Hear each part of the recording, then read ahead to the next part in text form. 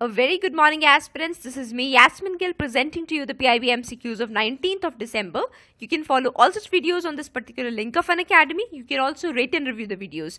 Go on Unacademy's website, search PIB December. You'll come across an MCQ course. Just see whether you're reviewing the normal highlights course or the MCQ course. So once you click on the MCQ course, you'll get an option of reviews, whereby under reviews, you can write a review as well as give star ratings. So let's begin with a couple of instructions. Do watch yesterday's PIB summary. Some of the questions are from them, rest are from the current affairs. And also whenever you do all your questions, do mention your scorecard underneath. So beginning with the first question, which among them is correct? A. Initially, the national anthem was written in Bengali Sanskrit. B. The anthem was first sung in 1928 session of Congress. C. The session took place in Kolkata. So this is important in context of the national anthem verdict. We need to know the history of it. So if you look at the options here, the correct answer to this particular question is A and C. Why is B wrong? Because this Kolkata session whereby the national anthem was sung for the first time did not take place in 1928, rather in 1911. Next, which among the following states touch Bangladesh? Jharkhand, West Bengal, Sikkim, Mizoram, Tripura. So northeast at times it looks a bit confusing because of the closeness of the various states. So you need to know the exact geography of that particular area. So hereby the states which touch Bangladesh, the correct answer to it is, see, if you look at Jharkhand, it does not. West Bengal, it does. Sikkim, it does not. And Mizoram and Tripura, they both do. So correct answer here is B, D and E. Next question, which among them is correct? A. Enforcement Directorate comes under Ministry of Home Affairs. B. It enforces civil as well as criminal law. C. Both of them are correct, or D. None of them is correct.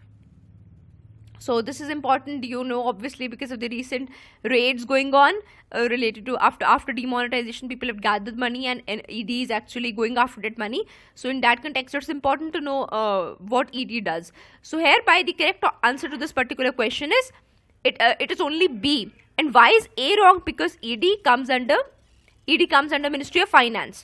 As far as the civil and criminal part goes, it enforces both of these laws. For example, in civil law, it enforces FEMA, which is Foreign Exchange Management Act. You can read about it. And in criminal law, it enforces PMLA, that is Prevention of Money Laundering Act 2002. Next, which among them is correct? A. Supermoon was a term which was coined by astrologer Richard Nole. B. A supermoon is a new or full moon closely coinciding with. Okay, this question is not complete here. The answer should be perigee. PERIGREE. I do not know how did it get erased off, so I'll read it to you. A supermoon is a new or full moon closely coinciding with perigee, and C part is it causes higher tides than usual durations. So this is important because in November we had a supermoon, so we need to understand the phenomena behind it. So the correct answer to this particular question is first is correct, so is the second one, and if you look at C, this is also correct. So hereby all of them are correct. To understand the meaning of perigee as well as supermoon more, we can move on to this particular slide. Perigee is the position whereby the moon is closest to the earth. So when the moon is closest to the earth as well as it is either a new moon or a full moon, that is the situation whereby a supermoon phenomenon occurs. Also you can understand the meaning of new moon as well as full moon from here. So correct answer to this is all of these. Next, which among them is correct? A. Budget session is the longest session of parliament. B. Adjournment and prorogation of sessions are done by presiding officer of the house. C. President has the power to dissolve both the houses of parliament. So looking at options here, the first one we know is absolutely correct. Do mention in the comment section which is the shortest session in duration of parliament. If we look at option B, adjournment and prorogation, no, this is wrong. Why? Because it is only adjournment which is done by presiding officer. Prorogation is not in hands of presiding officer, rather in hands of president. If you look at option C, though this might sound to be a very harmless sort of statement, but this is actually wrong. Why?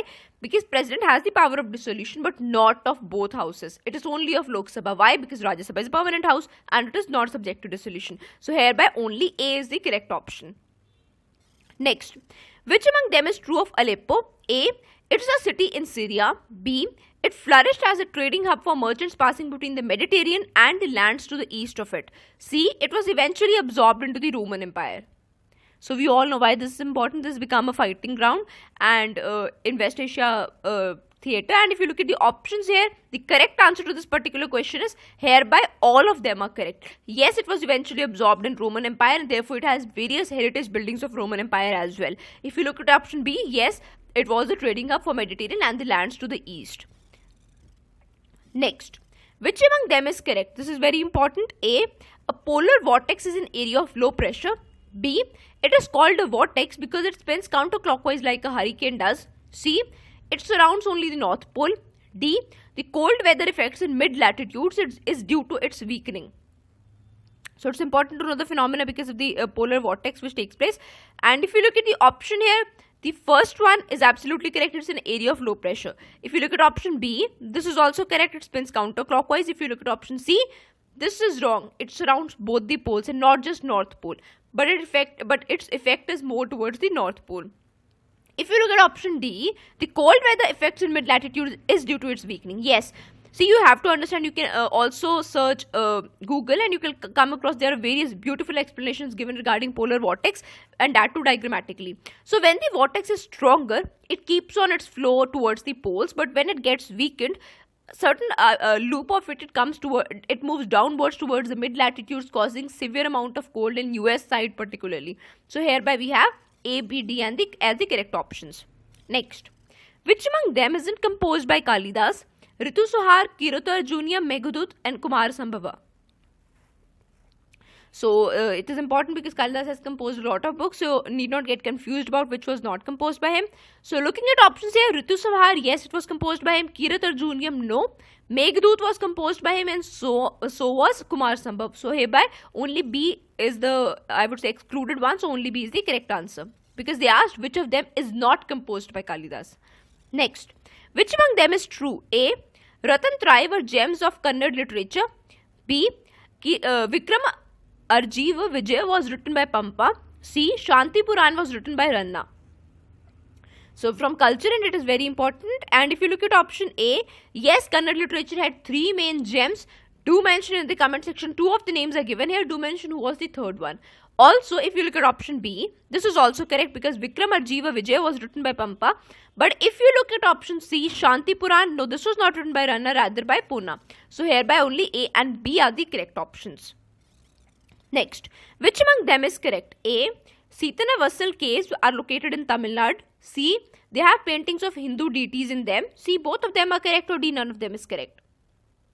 So I hope you had studied this in your culture, this caves. And if you look at option A, Sitana Vassal caves, yes, they are located in Tamil Nadu. But if you look at option B, they are paintings of Hindu deities. No, they do not have paintings of Hindu deities, rather of Jainism. Jainism related ideas and the Tirthankars, etc. are painted there. So hereby we have only A as the correct option. So that's it for today. If you like the initiative, do not forget to rate and review it. Thank you so much and have a great day.